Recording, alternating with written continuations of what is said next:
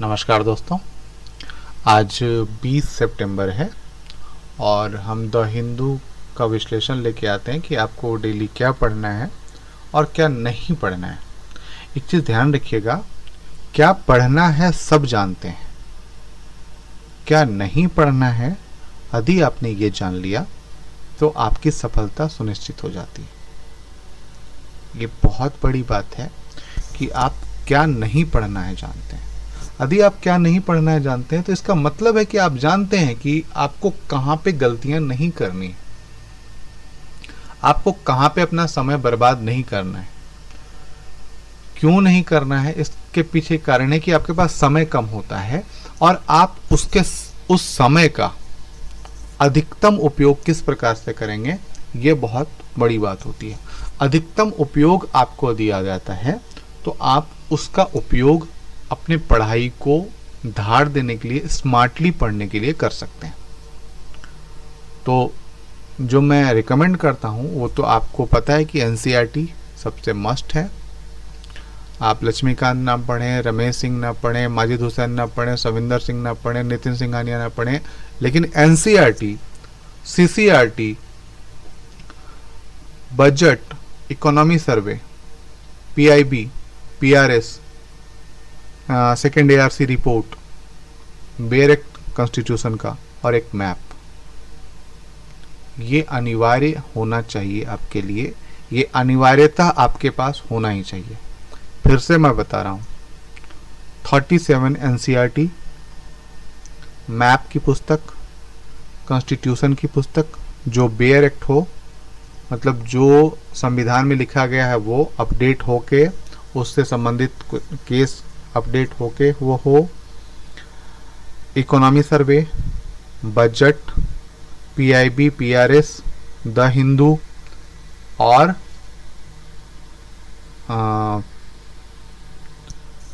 और इसके अलावा आपको यदि कभी लगे तो योजना कुरुक्षेत्र, बस कोई योजना कुरुक्षेत्र भी पढ़ने की आवश्यकता नहीं है, उस लेवल पे नहीं है। यदि आप सही तरीके से डेली द हिंदू को डेप्थ एनालिसिस करते हो, डेली अच्छे से पढ़ते हो, यदि आपने इतना पढ़ लिया, और एक साइट सीसीईआरटी कला के लिए, भारतीय कला और संस्कृति के लिए सीसीईआरटी से इस बार 2 क्वेश्चन पूछे हैं सीधे सीधे। और एक चीज और ध्यान रखिएगा, जहां से भी क्वेश्चन उठाती है यूपीएससी, वो चैप्टर के पहले पैरे से ही उठाती है। सीसीईआरटी से भी उसी तरीके से उठाए गए, ठीक है, तो ये ध्यान रखिएगा। अब द हिंदू की तरफ चलते हैं। आज के द हिंदू में बहुत ज़्यादा न्यूज़ नहीं है, 2-3 न्यूज़ हैं जिनको आप पढ़ भी सकते हैं, छोड़ भी सकते हैं, लेकिन चूंकि एथिक्स की बात है तो डेथ पेनल्टी की बात की गई है यहाँ पे, कि जब किसी को डेथ पेनल्टी दी जाए, मृत्यु दंड दिया जाए, तो उसके लिए पर्याप्त आधार होने चाहिए हमारे पास, मीनिंगफुल होना चाहिए, रियल होना चाहिए, इफेक्टिव, है ना। और हमने एक और इसके लिए सुना था, एक शर्त और थी, रेयर ऑफ द रेयरेस्ट, है ना, rare of the rarest case हो तो उन मामलों में मृत्यु की सजा दी जा सकती है। सुप्रीम कोर्ट के 3 जजों के जो संविधान पीठ है उसमें गया है मामला, और अभी इस पे बात होगी। और उसमें कहा गया है कि जो निचले कोर्ट हैं, सबऑर्डिनेट्स हैं, उनको ये ध्यान रखना चाहिए, या जहाँ ट्रायल कोर्ट है, जहाँ पे ट्रायल हो रहा है, उनको यह ध्यान रखना चाहिए कि एक्यूज को पूरा मौका मिले, और उसके बाद भी यदि लगता है कोर्ट को कि इसे ये अंतिम उपाय है इसका देने का, तो आप उसे दें, है ना, पर इस पे विचार करने की आवश्यकता है। तो पहला तो ये है।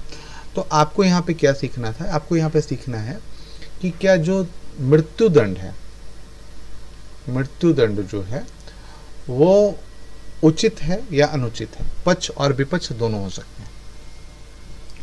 आपको एक चीज और बता देता हूं, जब ये उत्तर दें तो भावनात्मक रूप से तटस्थ रहें, भावना आपको नहीं देखनी है। या आप ऐसे समझें कि यदि किसी पीड़ित पक्ष से आप एक बात कहें तो एक्यूज पक्ष से भी एक बात कहें, तो इस तरीके से आपके जो निर्णय होंगे वो बैलेंस होंगे। बैलेंस होंगे मतलब आप समझिए कि आपका भाई अभियुक्त है और आपके या आपका परिवार का कोई अभियुक्त है और आपके परिवार के साथ ही दिक्कत हुई है, तो दोनों तरफ से आप हैं। आप दोनों तरफ से जब सोचेंगे तब आप इस पर निर्णय बहुत अच्छे से ले जाएंगे। उसके बाद है Scandinavian social democracy, page number 8 पे। तो कुछ बदलाव आए हैं और उसके बारे में यहाँ पे मामला किया गया है, पेज नंबर 8 है ना। Scandinavian social democracy, the Nordic model of social democracy offers lesson for developing world including countries like India despite a myriad complexity. एक डेट जो है फ्रैक्चर्ड यहाँ पे, in election held in Sweden recently while social democratic returned as a single largest party according to parliament result, fractured mandate left in with only 107 of 349 seat, strong Riksdag Swedish legislature and 37% vote share। यहाँ पे कुछ प्रक्रियाएं बताई गई हैं, पर ये ध्यान रखिए कि ये जो सोशल डेमोक्रेटिक की बात है, ये बड़े मतलब छोटे देशों में तो बहुत आसानी से किया जा सकता है, पर बड़े देशों के लिए यह उतना आसान नहीं है। भारत जैसे बड़े देशों के लिए इतना आसान नहीं है। आप इसके बारे में पढ़ें, समझें, है ना। और क्योंकि ध्यान रखिए कि जब भी हम किसी जैसे कोई भी कानून बनाना हो तो छोटे देश में आसानी से कानून बन सकता है। पूरी लोकतांत्रिक प्रक्रिया की जनता ही तय करेगी कि यह कानून बनाया जाना चाहिए या नहीं बनाया जाना चाहिए। और इससे क्या होता है कि हम मान लीजिए कि एक कानून है जिसमें बहुत सारी तकनीकी बातें, अब उस कानून को हमें बनाना है, और हमने क्या किया कि लोकतंत्र में लोगों के सामने रख दिया कि आप इस पर विचार रखो कि किस तरीके का कानून बनाया जाना चाहिए। चाहे एक ऐसे ही समझ लीजिए कि किसी व्यक्ति पर बलात्कार का आरोप लगा है और हमने कह दिया कि क्या मृत्यु दंड इसको मिलना चाहिए, एक हमने जनमत कर लिया, रेफरेंडम करा लिया, तो 99% लोग इस रेफरेंडम के पक्ष में रहेंगे कि हाँ उनको मृत्यु दंड मिलना चाहिए। ठीक है, तो लोकतांत्रिक प्रक्रिया कभी कभी बहुत घातक सिद्ध होती है।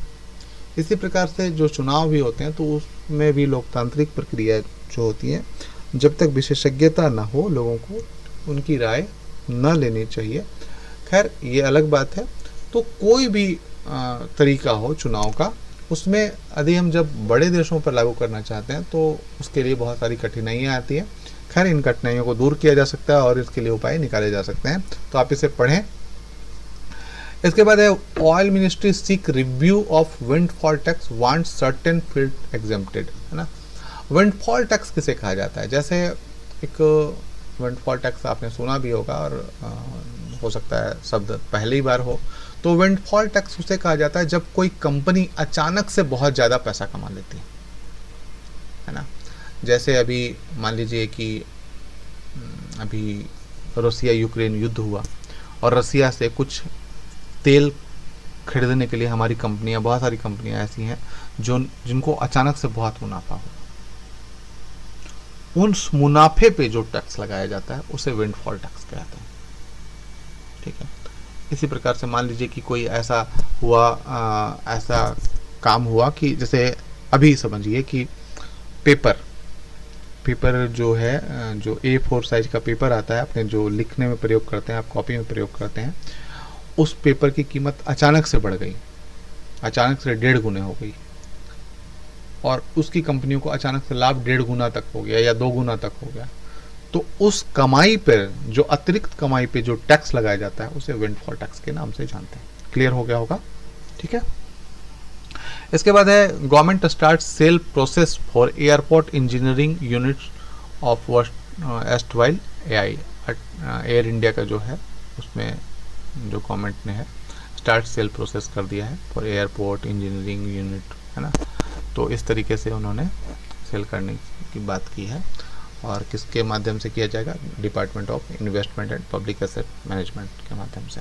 ठीक है, तो आज के लिए दोस्तों इतना ही है, फिर कल मिलते हैं। यदि पसंद आता है आपको ये लेख या आर्टिकल या जो हम वीडियो बनाते हैं तो लाइक, शेयर और सब्सक्राइब ज़रूर कर लें। लाइक तो ज़रूर ही कर लें ताकि हमें लगे कि आपने देखा है और हमें भी खुशी मिलेगी। ठीक है, धन्यवाद।